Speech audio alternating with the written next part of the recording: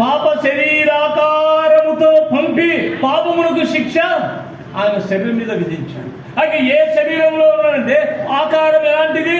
ప్రభువైన యేసుక్రీస్తు వారి యొక్క శరీర ఆకారం ఎలాంటిది? పాప శరీర. అందుకనే ఈ ఆకారం ఈ శరీరం యొక్క ఆకారం ఎలాంటిది?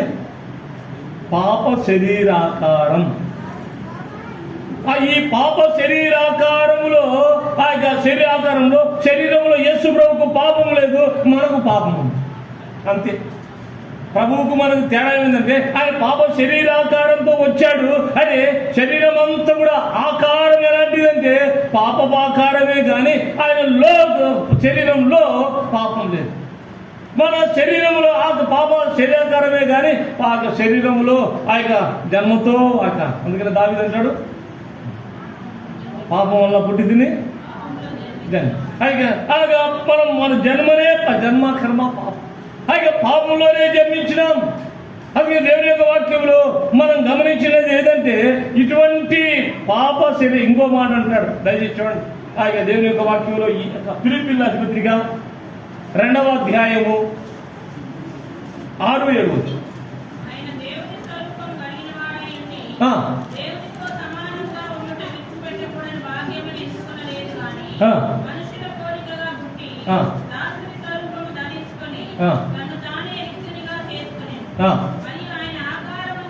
ఆకారమందు ఎలా కనబడినాడు? ఆకారమందు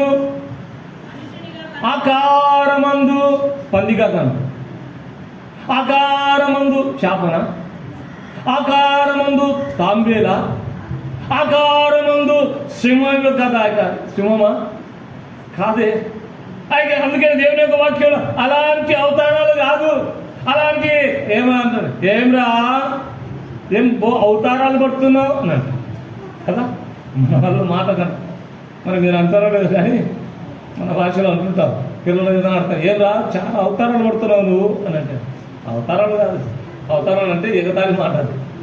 అంటే మన దేవుడు అలాంటి అవతారాలు కాదు. ఏం అవతారం అంటే ఆకారమందు మనుష్యుడు కావచ్చు.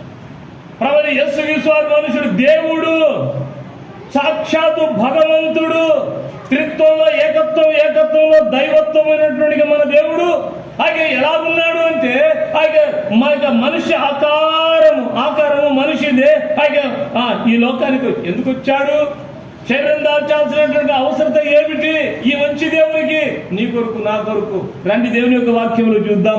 1వ పేతురు రాసిన పత్రిక 2వ అధ్యాయము 24 వచ్చు. ఎందుకు శరీరాన్ని దాల్చాడో మనం గమనించాం. అది మనం తెలుసుకొని మనం ప్రభువుని ఆరాధిస్తాం. మన పాపముల విషయమై చనిపోయి నీతి విషయమై జీవించినట్లు తానే తన శరీరమందు మన పాపములను మ్రాను మీద మోసే ఒక అడ్డకుయుకును నిలువుకొ మీద మన ప్రభువైన యేసుక్రీస్తు వారు, నీ ప్రభు నా ప్రభు ఆయన నాగా తన శరీరమందు ఏం మూశాడు? పాపాలు తన శరీరం మీద మోయడానికే శరీరం దాల్చాల్సినటువంటి అవసరత వచ్చింది. ఏమన్నా పాపాలు మోయడానికి రావాల్సినంత అవసరమా? పాపాలు అది మోయాలన్నది ఏమంత బరువా? దీని యొక్క వాక్యంలో చూడండి, కీర్తనగాడు ఏమంటున్నాడు చూడండి. కీర్తన 65వ అధ్యాయం 3వ వచనం, 65:3.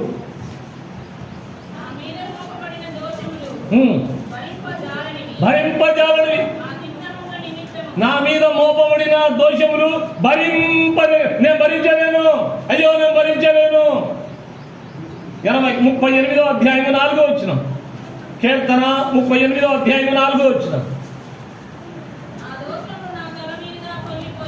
నా దోషము నా తల మీద పొర్లిపోయినవి, అది నేను మొయ్యలేని బరువులే.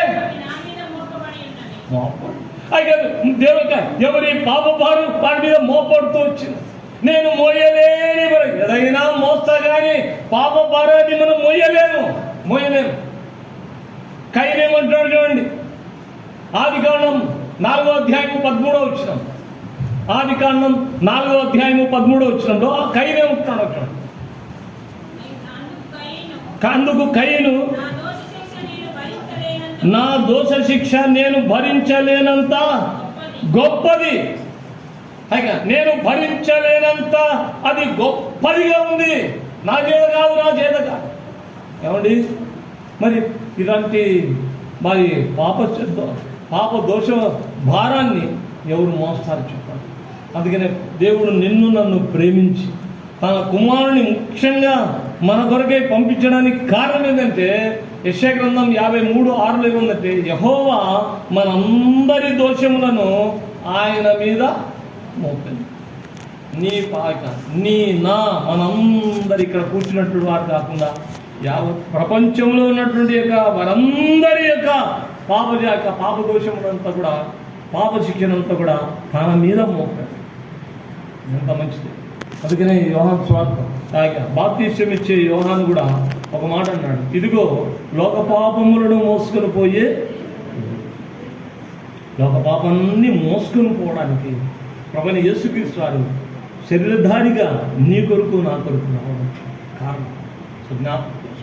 అందుకనే ప్రభువైన యేసుక్రీస్తు వారు ఈ లోకంలో ఉన్నప్పుడు ఏమన్నా ప్రయాసపడి పాప భారాన్ని మోస్తున్న సమస్తమైన ఈ భారం అనేది, పాప భారం అనేది అంత బరువైనటువంటి ఎవరు మోయలేరు, ఎవరు చేత కాదు. అందుకని దేవుని యొక్క వాక్యంలో ఇదే కీర్తనకారుడు 40:12 ఏమన్నాడు? ఇదే కీర్తనకారుడు 40:12 ఏమన్నాడు తెలుసా? లెక్కలేని అపాయం నన్ను చుట్టుకొని ఉన్నాయి, పట్టుకొనగా నేను తల ఎత్తి చూడలేక నేను తల ఎత్తి చూడలేదు. అంతగా బరువుగా ఉన్నాయి. జ్ఞాపకం చేసుకోండి. అది మోయడానికే ప్రభువైన యేసుక్రీస్తు వారు శరీరాన్ని దాల్చి ఈ లోకానికి రావాలి. రెండవది, ఈ మంచి దేవుని గురించి చూద్దాం. హెబ్రీయుల రాసిన పత్రిక 9:26 హెబ్రీయుల రాసిన పత్రిక 9:26 శరీరధారిగా రావడానికి కావాల్సిన కారణం ఏదో రెండోది. అట్లయిన ఎడల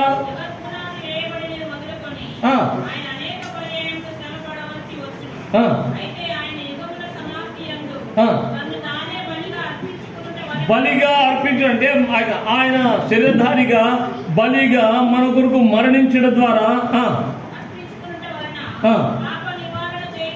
పాప నివారణ చేయుటకై. సో దేవుని యొక్క వాక్యంలో ప్రభువైన యేసుక్రీస్తు వారు ఎందుకు ఈ లోకంలో శరీరధారిగా ప్రత్యక్షమైనాడు అనేటిది ఆ యొక్క పాప నివారణ కొరకు. పాప నివారణ చాలా అవసరం.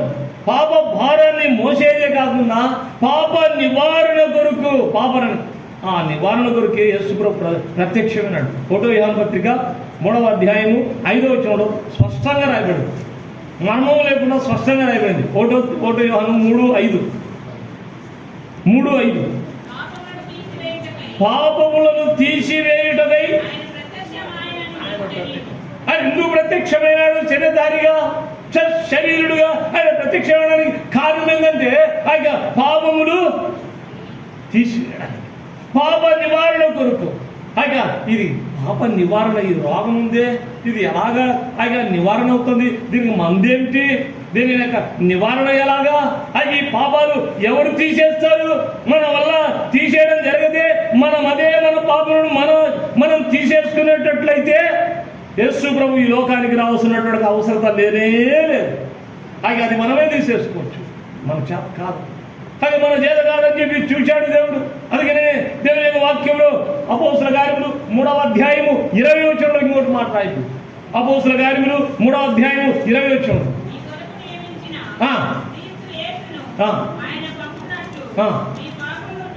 మీ పాపములు తుడిచివేయబడినట్టు. ఎందుకు వచ్చాడు యేసు ప్రభు ఈ లోకానికి? పాపాన్ని నివారణ కొరకు, తీసివేయడానికి, తుడిచివేయడానికి. తుడిచిపెట్టడం అంటే కనబడకుండా. ఏదో రాసినది నాకు ఎలా తెలిస్తే చదవడానికి రాదు, అంత ఏం రాదు, అట్రాక్షన్ అంతా తుడిపోయినాయి, సరిగ్గా చదవలేమే, మన అంత తుడిచిపెట్టేశాడు. అందుకని ఆ చేరు అతను తుడిచివేయడానికి. అందుకని దేవుని యొక్క వాక్యంలో ఏం తుడిచివేయలేనంతగా ఉందా మన పాపం? అందుకనే రాయబడింది. ఇర్మియా 17:2 మన పాపాలు ఎలాగా రాయబడినాయో అందులో రాయబడింది. ఇర్మియా 17:2 మన పాపాలు ఎలాగా తుడవలేనిది, అది తీసివేయలేనిదిగా రాయబడింది. యూదా పాపం ఇనుమ కంఠముతో వ్రాయబడిను, అది వజ్రపు మొనతో లిఖింపబడిను. చూశారా, వజ్రపు మొనతో ఇంక ఎక్కడ తుడిచివేయబడతాయి, ఎలాగా దాన్ని తీసివేయబడతాయి. అందుకని దేవుని యొక్క వాక్యంలో ఇది ఎవరి చేత కాదు, అది మనం ఎన్ని సోపులు చేసినా, ఎన్ని నది స్నానాలు చేసినా, ఎన్ని మంచి కార్యాలు చేసినా అది చేత కాదు.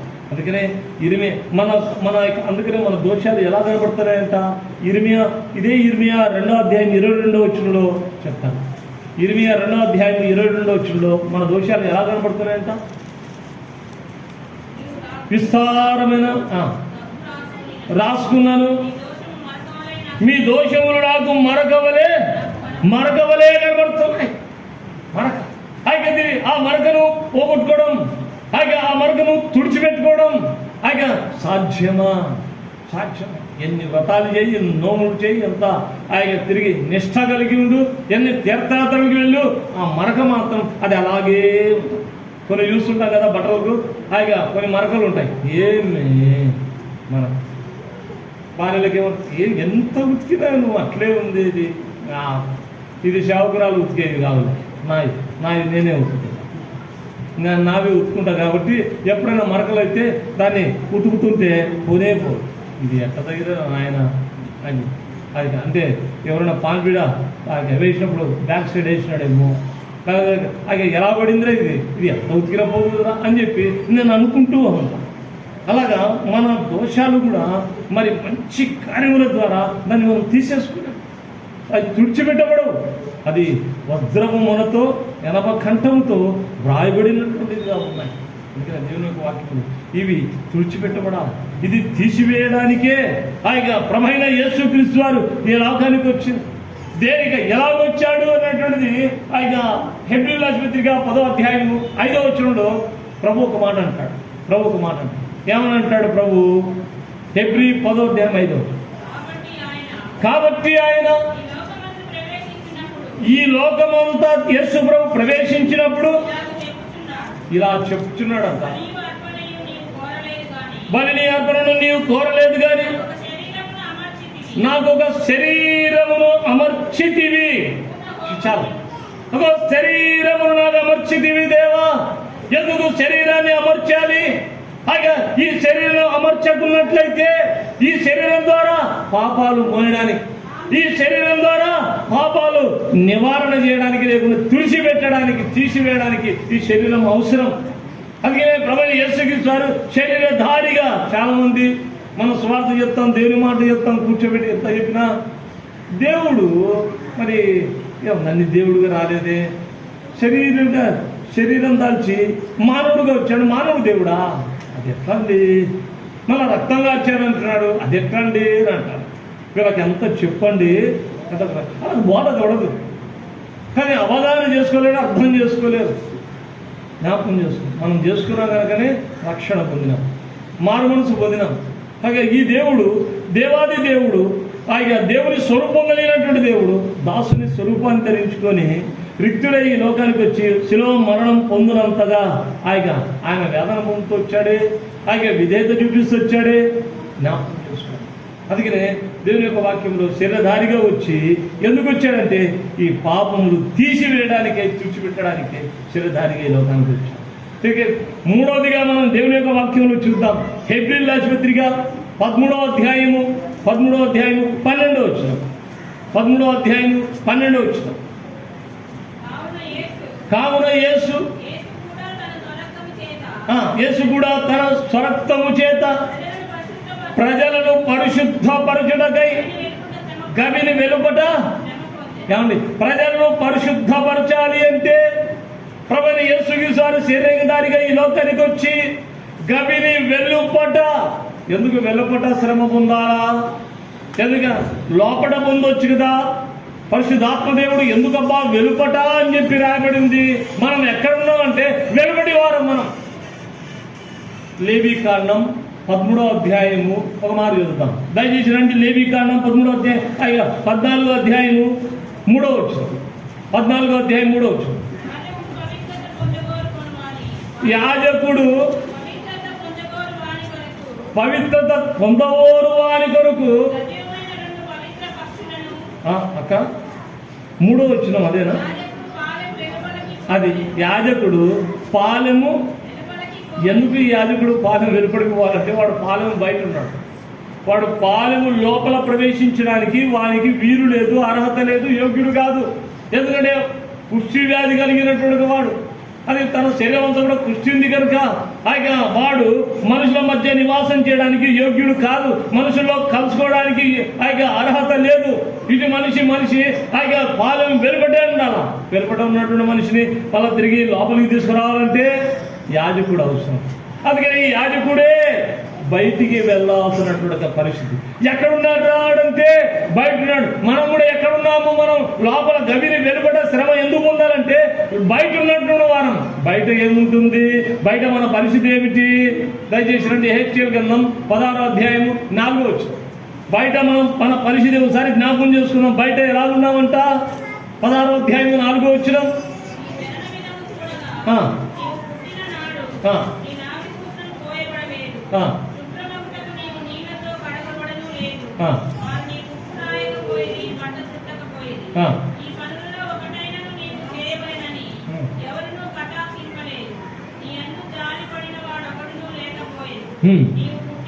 నీవు పుట్టిన నాడే బయట నేలన పారేసేది ఏంది? మత్తయి రాసిన సువార్త 5వ అధ్యాయం 13వ వచనం. నేలన పారేసేది. ఒకటి పారేస్తామంటే అది పనికిరాందే పారేస్తాం. ఏంది పారేసేదంటే ఉప్పుని సారమైతే అది దేని వల్ల సారం పొందును? అది నేల బయట చదవండి, బయట పారవేయబడి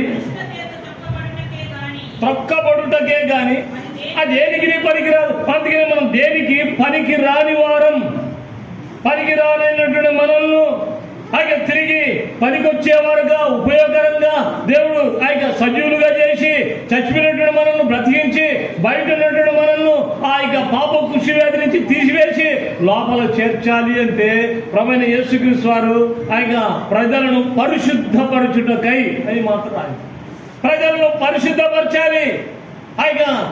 దేంతో పరిశుద్ధపరచాలి? ఆయన రక్తం ద్వారా. ఆ రక్తం ద్వారా పరిశుద్ధపరచాలంటే లేవీకాండం 17వ అధ్యాయం 11వ వచనంలో ఏముందో చూడండి. లేవీకాండం 17వ అధ్యాయం 11వ వచనం దానికి చదవండి. రక్తము దేహమునకు ప్రాణం. చాలు, రక్తము దేహానికి ప్రాణం. ఇప్పుడు ఈ దేహానికి రక్తం ప్రాణం లాంటిది కనుక రక్తమంతా పోతే ఏమైపోతాడు? చనిపోతాడు.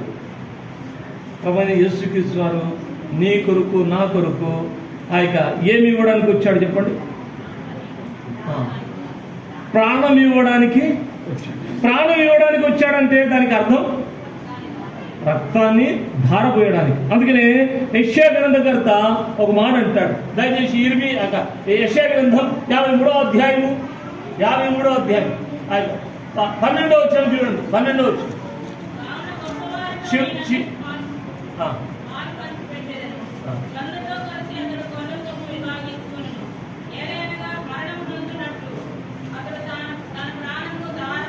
చాలా దానికి అర్థం ఏంటి చెప్పండి?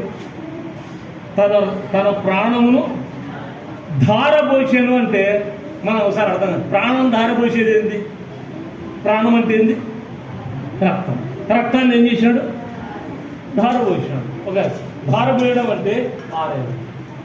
నీ కొరకు నా కొరకు చివరి రక్త బొట్టు వరకు అయింది ప్రభువైన యేసుక్రీస్తు వారు అక్కడ. అందుకనే యోహాను చోట్ల రాయబడింది. అక్కడ ఉన్నటువంటి సైనికుడు ఏం చేశాడంట? ఏడతో పొడిస్తే పక్కలో రక్తమును నీళ్లు కూడా వచ్చేసాడు. అంటే ఇంకేం దాచుకోలేదు. మన కొరకై చివరి రక్త బొట్టు వరకు ఆయన మన కొరకు ఏం చేశాడంటే ధారపోసాడు. అంటే మన కొరకు ప్రాణం పెట్టాడు. నీ కొరకు నా కొరకు ప్రాణం పెట్టడానికి, రక్తం ధారపోయడానికి, ఆ రక్తం ద్వారా మనను పరిశుద్ధపరచడానికి గవిని వెలుపట నీ కొరకు నా కొరకు ప్రభువైన యేసుక్రీస్తు వారు నింగికి నేలకు మధ్యన మంచి ఎండలో వేడివి కలిగినట్టుగా ఆ ప్రదేశంలో నీ కొరకు నా కొరకు మరణయాతన, మరణ యొక్క బాధ అనుభవిస్తూ వచ్చాడు. జ్ఞాపకం చేసుకుని ఉదయకాలం ఎంత మంచి దేవుడు, తల్లిగా, తండ్రిగా, గద్దగా, కోడిగా, కాపరిగా ఆయన మన అనుక్షణము కాపాడినటువంటి ఇంత మంచి దేవుడు మన కొరకు ఏం చేశాడో తెలుసా? శరీరధారిగా వచ్చి నీ నా పాపాలను మోశాడు. నీ నా పాపం నివారణ కొరకై ఆయన ప్రత్యక్షమవుతూ వచ్చాడు. ఆ తర్వాత మూడవదిగా చూస్తున్నాం, ఆయన మన యొక్క పాపములు ఆయన తిరిగి మనల్ని పరిశుద్ధపడడానికి, పవిత్రపరచడానికి గవిని వెలుపట, అంటే బయట ఉన్నటువంటి మనం, బయట ఉన్నటువంటి మనం ఎందుకు బయట ఉన్నాం? బయట ఉండేది ఎవరు? దేవుని యొక్క వాక్యంలో చూడండి, ఒక మాట చూద్దాం. మార్క్స్ వార్త 4వ అధ్యాయం 12వ వచనం. మార్క్స్ వార్త 4వ అధ్యాయం 12వ వచనం. 4వ అధ్యాయం 12వ వచనం.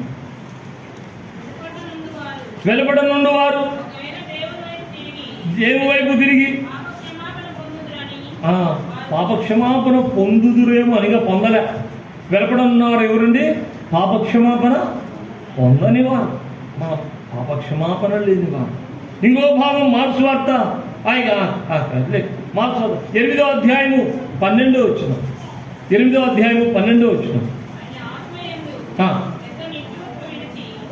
క్షమించాడట మత్తయి, మత్తయి 8:12. మత్తయి 8:12.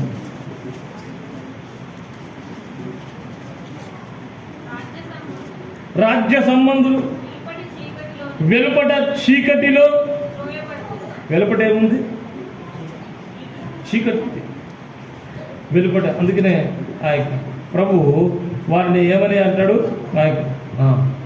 లోపలికి రానియకుండా ఏం చేస్తారంట? క్లోజ్ ద డోర్, అంటే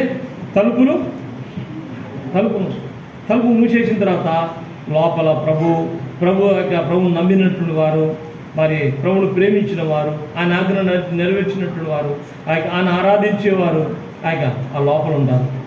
తిరిగి లోకస్తులు సంబంధం ఉన్నటువంటి వాళ్ళందరూ కూడా ఎక్కడ ఉంటున్నారు? బయట ఉంటున్నారు. సో జ్ఞాపకం చేసుకోండి. అందుకనే బయట ఏముందంటే పాపక్షమాపణ లేనివారు, బయట ఏముందంటే నరకం ఉంది, చీకటి ఉంది. కనుక అటువంటి బయట సంబంధాలైనటువంటి మనల్ని ప్రభువైన యేసుక్రీస్తు వారు మరి తన సంబంధులుగా దేవుడు చేసుకుంటూ వచ్చాడు, తన వారిగా దేవుడు చేసుకుంటూ వచ్చాడు, పరిశుద్ధపరిచాడు. దేవుడు మనల్ని లోపల చేర్చాడు, దేవుని మందిరంలో చేర్చాడు, మన పరలోక రాజ్యంలో కూడా మనల్ని చేర్చాడు. జ్ఞాపకం చేసుకో. అందుకొరకే ప్రభువైన యేసు శరీరధారిగా ఈ లోకానికి వచ్చి ఆయన రక్తం కార్చాల్సినటువంటి అవసరం ఉంది. 4వది చూద్దాం రండి. ఎందుకు తన మాంసయుక్త దేహమందు ఆయన తిరిగి ఆయన అలా మరణించాల్సి వచ్చినటువంటి అవసరం దేనికి వచ్చింది అనేది కొలస్సీల రాజు పత్రిక 1వ అధ్యాయం 22వ వచనం చదవాలి. కొలస్సీల రాజు పత్రిక 1వ అధ్యాయం 22వ వచనం చదవాలి. పరిశుద్ధులుగాను, నిర్దోషులుగాను, నిరపరాధులుగాను నిలవబెట్టుటకు ఆయన మాంసాయుక్త దేహమందు మరణం వలన దేవుని మనము సమాధానపరచడానికి ప్రభువైన యేసుక్రీస్తు వారు మధ్యవర్తిగా ఆయన తన ప్రాణం పెట్టాడు, ఆయన రక్తం కార్చాడు. ఆయన శరీరధారిగా ఈ లోకానికి వచ్చి ఆయన ఆ మాంసయుక్తమైనటువంటి దేహమందు ఆయన మన కొరకు వేదన పొందుతూ రావడం కారణం ఏదంటే దేవుణ్ణి మనల్ని కలపడానికే శరీరధారిగా ఈ లోకానికి వచ్చాడు. ఏం శరీరధారిగా రాకుంటే ఏం జరుగుతుందంటే మనం దేవుని చేయిని పట్టుకోలేము, లేకుంటే దేవుడు మన చేయి పట్టుకోడు. సో జ్ఞాపకం చూసుకోండి. మనకు సమాధానం లేదు, దేవునికి మనకు సమాధానం లేదు. మనం ఎలా ఉన్నాం? యెషయా గ్రంథం 1వ అధ్యాయం 18వ వచనంలో ఏముందో తెలుసా? యెహోవా ఇలాగ సెలవిచ్చుచున్నాడు, రండి మన వివాదము తీర్చుకుందాం. ఎవరితో వివాదం? సేవకులతో వివాదమా? సేవకురాలతో వివాదమా? సంఘస్థులతో వివాదమా? లోకస్తులతో వివాదమా? కాదు. తల్లిదండ్రులతో వివాదం, ఎవరితో వివాదం లేదు. ఎవరితో వివాదం? ముఖ్యంగా సృష్టికర్త అయినట్టుగా దేవునితో వివాదం ఉంది మనకు. ఆయన మొట్టమొదటిగా రక్షణ పొందక ముందు దేవునితో వివాదం కలిగినట్టుగా వారం. అందుకనే వాక్యంలో ఆమోస్ గ్రంథం 3వ అధ్యాయము 3వ వచనంలో ఏముందో తెలుసా? ఆమోసు 3:3లో సమ్మతింపక ఇద్దరు కూడి నడుపురా. అంటే సృష్టికర్త అయినటువంటి దేవుడు, తాను సృష్టించినట్టుగా మనుషుడు, అయితే ఇద్దరు సమ్మతింపగా ఎంత దూరం నడుస్తారు చెప్పండి. వీడు మాట్లాడు, వాడు మాట్లాడు, నడుస్తూనే ఉన్నారు. ఎంత దూరం నడుస్తారు? అది నడక సాగదు, ముందుకు పైగా సాగదు. సమాధాన పడినప్పుడే తిరిగి అంతవరకు నడుచుకుంటూ వెళ్తాం. అందుకనే మనల్ని సమాధానపరచడానికి ప్రభువైన యేసుక్రీస్తు వారు మధ్యవర్తిగా ఈ లోకానికి వచ్చి మన కొరకై శిలువలో తాను మరణించాడు. దేవుని యొక్క వాక్యంలో ఒక మాట ఉంది. యోబు గ్రంథం 22వ అధ్యాయము 12వ వచనం చదవండి. యోబు గ్రంథం 22వ అధ్యాయము 21వ వచనం. 22-21. దేవునితో సహవాసం చేసిన యెడల మీకు సమాధానం కలుగును. ఇంకా ఒకదానికొకటి ఎన్నో. ఆయన మొట్టమొదటిగా సమాధానం మనకు కావాలి. దేవునితో వివాదం ఉంటే దేవుని రాజ్యంలో ఎలా చేస్తాం, దేవుని ఎలా చూస్తాం? అది ఇది అసంభవము. అందుకని ప్రభువైన యేసుక్రీస్తు వారు చేసినటువంటిగా శరీరధారిగా చేసినటువంటి కార్యాలలో మనం ఆలోచించినట్లయితే ఇది ఒక మంచి కార్యం. ఏంటంటే దేవుడు మన చేయిని ఆయన చేయిని కలపడానికి మధ్యవర్తిగా ఆయన శరీరధారిగా ఈ లోకానికి వచ్చాడు. ఆయన అందుకనే రోమా 5వ అధ్యాయము 1వ వచనంలో ఒక మాట రాయబడింది. రోమా 5వ అధ్యాయము 1వ వచనం. కాబట్టి తీర్చబడి మన ప్రభువైన యేసుక్రీస్తు ద్వారా దేవునితో సమాధానం. ఈనాడు దేవునితో ప్రభువైన యేసుక్రీస్తు వారి శరీరధారిగా ఈ లోకం రావడం ద్వారా ఇప్పుడు దేవునితో సమాధానం. చూడండి, ప్రభువైన యేసుక్రీస్తు వారి శరీరధారిగా రావడం ద్వారా మన పాపాలు మోసుకుంటూ వచ్చాడు. మరి ఇక మన శరీరధారిగా రావడం ద్వారా మన పాపాలను తుడిచివేసినాడు. ఆయన ఎందుకు ప్రత్యక్షమైనదంటే మన పాపాలను తుడిచివేయడానికి, తీసివేయడానికి. తిరిగి మూడోదిగా మనం చూసినట్లయితే మనల్ని పరిశుద్ధపరచడానికి ప్రభువైన యేసుక్రీస్తు వారి శరీరధారిగా ఈ లోకానికి వచ్చి ఆయన గవిని వెలుపట బయట తాను శిలువలో శ్రమ పొందుతూ వచ్చాడు, బాధ అనుభవిస్తూ వచ్చాడు. నాలుగవదిగా దేవునితో మనం సమాధానం కలిగి ఉండడానికి మధ్యవర్తిగా ఈ లోకానికి వచ్చి ఆయన మాంసయుక్తమైనటువంటి దేహం ద్వారా, అంటే మాంసయుక్త దేహంలో ఏం చేశాడు శరీరధారిగా అంటే ఆయన మనల్ని దేవుణ్ణి కలపడానికి ఆయన మన కొరకు మరణించినాడు. మన కొరకు మరణించిన వాడుగా ఉంటూ వస్తున్నాడు. జ్ఞాపకం. 5వదిగా చూసి ఆరాధనలోకి వెళ్తాం. 5వదిగా శరీరధారిగా వచ్చి ఏం చేశాడు అని అంటే హెబ్రీయుల రాసిన పత్రిక 10వ అధ్యాయము 19-20 వచ్చిన సహోదరులారా,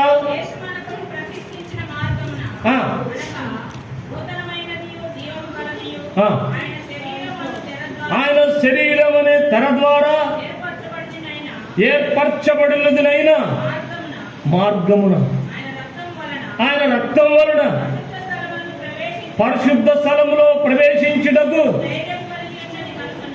మనకు ధైర్యము కలిగి. ఏంది మనకు? పరిశుద్ధ స్థలములో ఎక్కడైనా కానీ, అదే పరిశుద్ధమైనటువంటి అతి పరిశుద్ధ స్థలమైనటువంటి యొక్క పరలోక రాజ్యంలో కానీ మనం ప్రవేశించడానికి మనకు ఏం కలిగిందండి? ధైర్యం. ఈ ధైర్యం ఎక్కడి నుంచి వచ్చా? ప్రభువైన యేసుక్రీస్తు వారు శరీరం అనే తెర ద్వారా, ఆయన రక్తం ద్వారా ఆయన మనకేం కలిగింది అంటే పరలోకములో ధైర్యంగా ప్రవేశించడానికి. ఎందుకు ఆ ధైర్యం ఎక్కడి నుంచి వచ్చా అని అంటే ప్రభువైన యేసుక్రీస్తు వారి శరీరం ద్వారా, ఆయన కాచిన రక్తం ద్వారా మనకు ధైర్యం వచ్చింది. ఎందుకు అంటే చూద్దాం, దయచేసి రండి. మన యొక్క ఆ స్వాస్థ్యం ఎక్కడుందో చూడండి. 1వ పేతురు రాసిన పత్రిక 1వ అధ్యాయము 4-5 కలిసి ఉంటాయి.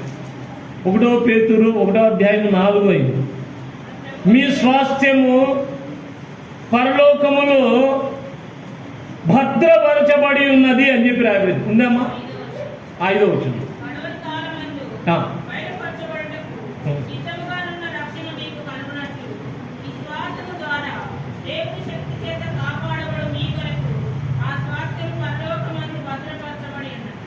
మన స్వాస్థ్యం ఎక్కడ ఉందండి? పరలోకంలో భద్రపరచబడింది.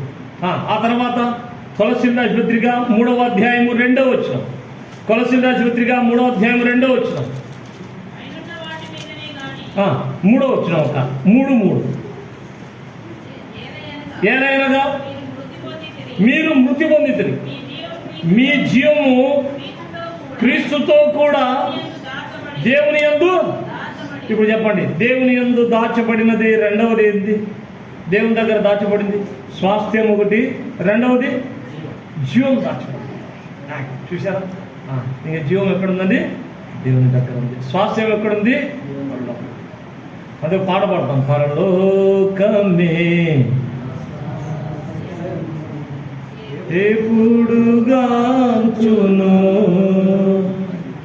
ఎందుకు పాడబడతాం? మనం స్వాస్థ్యం పరలోకం, మన జీవం పరలోకం ఉంది. మన పేర్లు ఎక్కడున్నాయో చూడండి. లూకా రాసిన సువార్త 10వ అధ్యాయము 20వ వచనం. మన పేర్లు ఎక్కడున్నాయో బాగా. లూకా 10వ అధ్యాయము 20వ వచనం. ఆయనను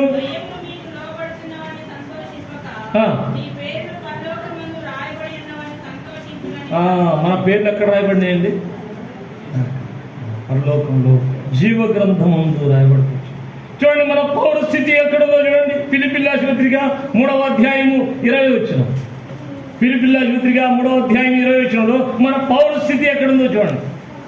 మన పౌర స్థితి ఎక్కడుంది? పరలోకంలో ఉంది. మన జీవము పరలోకంలో ఉంది. మన స్వాస్థ్యము పరలోకంలో ఉంది. మన పేర్లు పరలోకం. అంత పరసంబంధమైనట్లుగా వారమే మనం జ్ఞాపకం చేసుకోవాలి. ఎందుకు అంటే మనము మరి ప్రభువైన యేసుక్రీస్తు వారు ఈ లోకంలోకి వచ్చినప్పుడు మనం ఏమవుతామంటే మరి ఆయన వలె ఉంటాం, ఆయన వలె. అందుకనే మరి 1వ యోహాను పత్రిక 3వ అధ్యాయము 3వ వచనం చదవాలి. 3వ అధ్యాయము 3వ వచనం చదవాలి.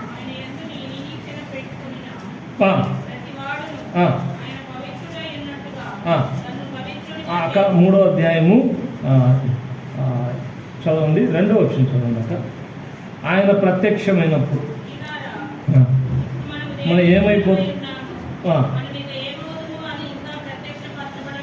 కానీ ఆయన ప్రత్యక్షమైనప్పుడు ఆయన ఉన్నట్టుగానే ఆయన చూతుము గనుక ఆయన ఉన్నట్టుగానే ఆయన మనం చూస్తాం. ఎలా చూస్తాం? ఆయన ఉన్నట్టుగానే. ఎలాగో ఆయన ఉన్నట్టుగానే మనం ఉంటామంట. ఆయన ఎలా ఉన్నాడో మనం అలాగుంటామంట. ఎలా మారుతాం? ఎలా మార్చబడతాం? అందుకనే ఫిలిప్పీయులకు రాసిన పత్రిక 3:21 ఉందో చూడండి. ఫిలిప్పీయులకు రాసిన పత్రిక 3వ అధ్యాయం 21వ వచనం. 3:21.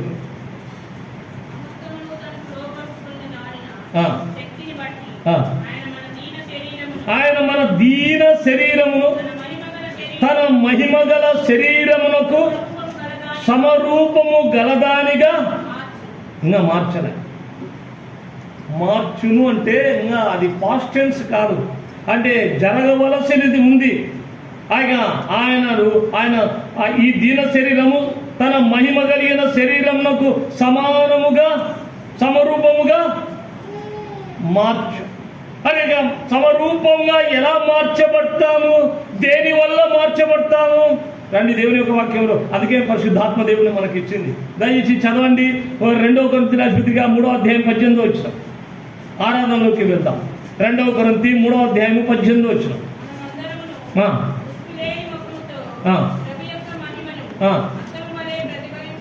జయించు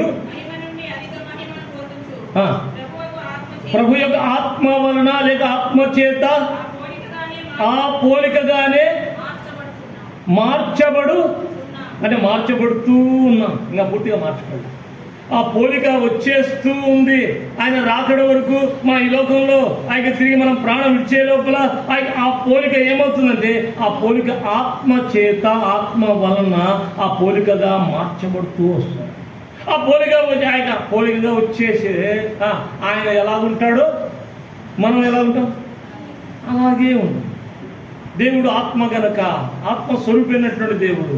పైగా దేవుని యొక్క వాక్యంలో మనం దేవుడు ప్రత్యక్షమైనప్పుడు ఆత్మస్వరూపమైనటువంటి ఆ మహిమ కలిగిన దేహం అని ఉంది. ఈ మహిమ కలిగినట్టుగా ఆ మహిమ కలిగినట్టుగా దేహానికి, ఈ దేని శరీరము మహిమ కలిగినట్టుగా దేహానికి సమరూపంగా దేవుడు మార్చేస్తాడు ఆత్మ ద్వారా. ఆత్మ ద్వారా మార్చబడినప్పుడు అప్పుడు ప్రభు ప్రత్యక్షమైనప్పుడు ఆయన ఉన్నట్టుగానే మనం ఉంటాం. ఎందుకంటే మన స్వాస్థ్యం ఎక్కడుంది? పరలోకం ఉంది. మన జీవము పరలోకం ఉంది. మన యొక్క పేర్లు పరలోకం ఉంది. మన పౌరస్థితి పరలోకం ఉంది. అంత పర సంబంధమైన వారమే ఆయన రూపంలోనికి మార్చబడతాం, ఆయన రాజ్యంలో మనం చేస్తాం. కనుక ఈ కార్యం చేయడానికి ఈ మంచి దేవుడు తన శరీరాన్ని ఎంతగా నలగొట్టబడిందో 53వ అధ్యాయంలో స్పష్టంగా రాయబడింది. ఎలా మరణం పొందుతూ వచ్చాడో. అందుకని నేను చెప్పాను, మత్తయి 27 కానీ, మీరు ఇంటికి వెళ్ళి మార్కు 15వ అధ్యాయం కానీ, లేకుంటే యోహాను సువార్త 19వ అధ్యాయం కానీ, లూకా రాసిన సువార్త 23వ అధ్యాయం కానీ, ఆయన మరణాన్ని గురించి ఎంతో చక్కగా రాయబడుతూ వచ్చింది. ఈ భాగాలన్నీ కూడా ఎందుకు ప్రత్యేకంగా అన్నీ ఆయన కొన్ని మత్తయిలో రాస్తే కొన్ని లూకాల్లో ఉండవు, ఆయన కొన్ని లూకాల్లో ఉంటే కొంత యోహాను సువార్తలో ఉండవు. అయితే ఈ మరణకరమైనటువంటి విషయానికి వచ్చినప్పుడు మరణ విషయము ఈ 4 సువార్థికులు వాళ్ళు ఖచ్చితంగా అది రాస్తూ వచ్చారు, జ్ఞాపకం చేసుకోండి. కనుక ప్రభు యొక్క త్యాగాన్ని, ఆయన మంచితనాన్ని ఈ ఉదయకాలం జ్ఞాపకం చేసుకోండి.